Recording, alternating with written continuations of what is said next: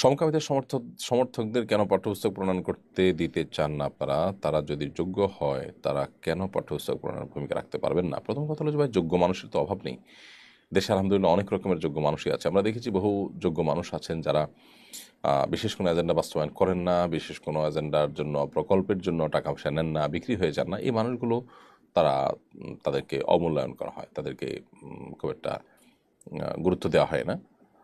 দ্বিতীয়ত হলো যে লেখকের আদর্শ এবং চিন্তাধারা এটা তার লেখনীতে ফুটে ওঠে এবং পাঠকের মধ্যে সেটি কিন্তু সংক্রমিত হয়।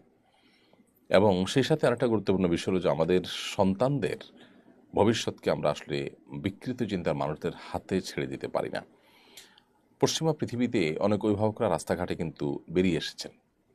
তারা রীতিমতো এ ধরনের বিকৃত চিন্তা চেতনার বিরুদ্ধে তারা প্রতিবাদ করছেন, বিক্ষোভ করছেন। কারণ এর কুফলগুলো তারা দেখতে পাচ্ছেন নিজের সামনে, যে সন্তান কিভাবে ধ্বংস হয়ে গেছে, শেষ হয়ে গেছে।